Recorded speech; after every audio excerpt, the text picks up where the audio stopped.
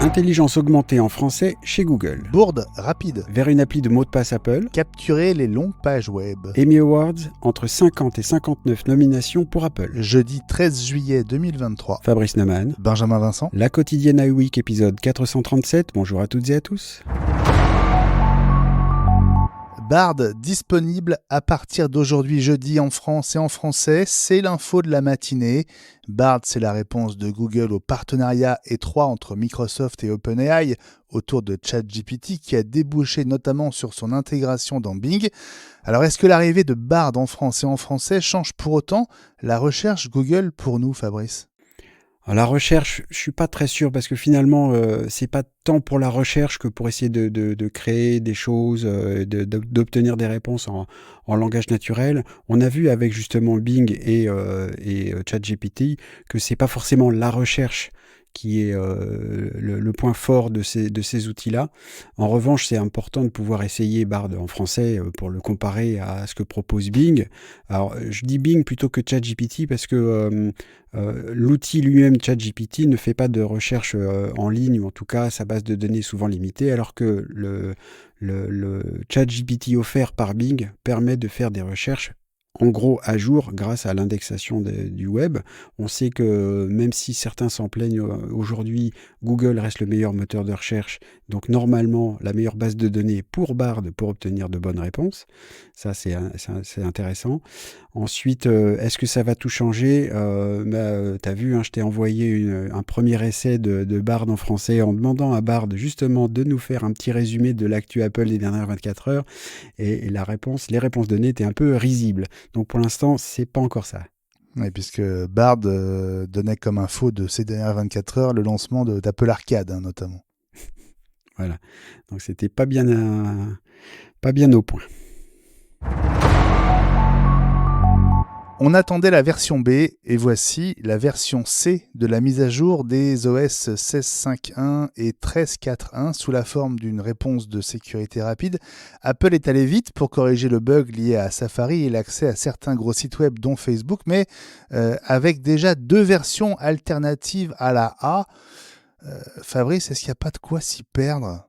Mais oui, c'est vraiment dommage parce que donc rappelons que le système de réponse de sécurité rapide est là pour permettre au système d'exploitation, au pluriel, de se mettre à jour très vite, donc avec des mises à jour qui sont petites à télécharger, donc rapides à faire, pour corriger des failles de sécurité sérieuses, comme il y en a de temps en temps, et c'était donc encore le cas avec des failles de sécurité qui sont déjà activement utilisées, ou en tout cas conçues comme telles par Apple, et donc des mises à jour sont indispensables et rapides à faire. Cela dit, si la mise à jour de sécurité se plante elle-même, c'est ennuyeux.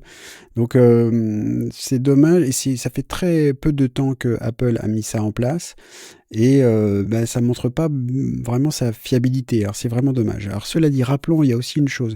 Donc le problème qu'il y avait avec les versions A et B de cette mise à jour, c'était que ça bloquait l'accès ensuite, quand on avait installé ça sur l'iPhone notamment, à Zoom, à Facebook, à Instagram. Donc c'était quand même embêtant au niveau de l'usage. On rappelle quand même que ces mises à jour de sécurité rapide sont aussi conçues pour être facilement désinstallables en cas de problème, justement. Donc si vous avez rencontré ça comme souci, vous pouvez aller dans les réglages de l'iPhone, dans Général, dans Information, et non pas dans Mise à jour logicielle, j'insiste un peu, donc allons dans Information, et ensuite sur Version d'iOS, et là vous allez voir la dernière version de mise à jour de sécurité rapide, qui s'appelle même Mise à jour de sécurité urgente dans l'interface d'Apple, et on peut supprimer la dernière mise à jour de sécurité rapide ou urgente pour revenir à ce qui se passait avant et du coup rendre disponible l'iPhone pour être mis à jour avec la version C dans ce qui est le cas qui nous intéresse. Voilà, c'est dommage parce que du coup ça complexifie un peu une fonction qui est vraiment très utile et absolument même essentielle. Les mots de passe sur Internet sauvegardés dans votre trousseau iCloud quand vous naviguez avec Safari, c'est quand même bien pratique sur Mac. Avec Sonoma, autrement dit macOS 14, les mots de passe seront gérés aussi avec les navigateurs tiers comme Google Chrome ou Edge de Microsoft et sans extension à installer. Alléluia. Alors, c'est vrai que c'était un truc vraiment intéressant et ennuyeux jusque-là. C'est-à-dire que, si on utilise un autre navigateur que Safari et souvent on utilise 2 ou 3 sur Mac parce que Safari c'est très bien, mais de temps en temps, on a besoin d'aller sur un Chrome-like, que ce soit Google Chrome ou Microsoft Edge ou Brave, pour, aller sur certains sites et à ce moment-là, on enregistre un mot de passe et il est enregistré dans le navigateur et pas dans le trousseau. Alors ça va changer avec Sonoma. Je dis alléluia parce que c'est quand même très difficile de demander aux gens d'installer un gestionnaire de mots de passe. Ça fait des années que ça existe et moi, ça fait des années que j'essaye d'installer ça chez des clients. Et bah là, justement, dernièrement, je suis vraiment très content parce que j'espérais pas ça, mais j'ai temporisé chez un client pour l'installation d'un gestionnaire de mots de passe en disant écoutez, vous êtes sur Mac, partout, on va attendre ça, peut-être que ça va résoudre le problème, votre problème de gestion de mots de passe, et ben ça va encore un pas de plus vers ça. Donc il va manquer 2 choses en fait dans l'univers Apple pour la gestion des mots de passe, c'est une véritable application de mots de passe pour qu'on puisse facilement consulter les mots de passe qu'on a enregistrés dans le trousseau en dehors de Safari ou des réglages système, et puis peut-être une application de gestion de mots de passe sur Android. Parce que ça va manquer si on veut utiliser un iPhone et un Android. Parce que rappelons que on peut déjà aujourd'hui synchroniser les mots de passe entre son Mac et son ordi Windows avec l'application iCloud for Windows et on va retrouver ces mots de passe dans Edge déjà sur Windows. C'est rigolo, donc c'est arrivé sur Windows d'abord. Capturer l'intégralité d'une page web ou d'un écran qui nécessite de scroller pour en voir le bout, ce sera possible sous iOS 17, iPadOS 17 et macOS Sonoma si on en croit la dernière bêta 3 développeur et les premières bêtas publiques. Cette possibilité, elle existe depuis longtemps déjà sur Android et jusqu'à maintenant, dans l'univers Apple, il fallait recourir à une app tierce.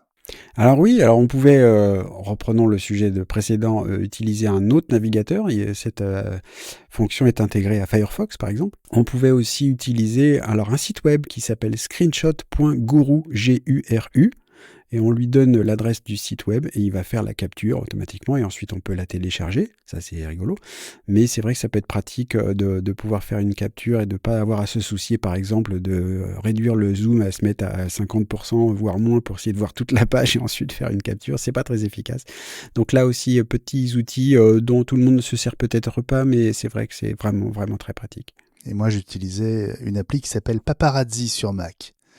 Puisqu'on parle de mise à jour, à noter aussi la dispo de la première bêta publique de tvOS 17, ça c'est pour Ellie.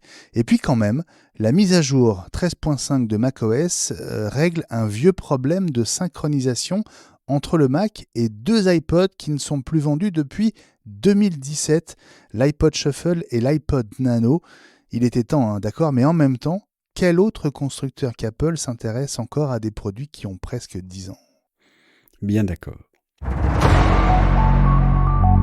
50 nominations pour Apple TV+, aux prochains Emmy Awards, les Oscars de la télévision, dont la 75e cérémonie aura lieu le 18 septembre prochain. Apple en compte 54 parce qu'elle inclut 4 spots TV qui sont aussi nominés.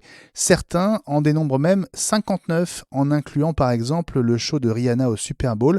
Apple, 3e plateforme la plus nominée derrière HBO Max, 127 nominations, et Netflix, 103, devant Hulu, 42 et Disney+, 40, dont 9 nominations pour The Mandalorian. Alors, dans son communiqué, Apple qualifie Ted Lasso de phénomène global avec ses 21 nouvelles nominations, dont 9 rien que pour le casting. 7 nominations également pour Steel, le documentaire portrait sur Michael J. Fox, le héros de Retour vers le futur. Shrinking avec Harrison Ford et Blackbird, la mini-série épatante avec Taron Egerton, est aussi dans la liste. À noter la nomination à titre posthume pour Ray Liotta.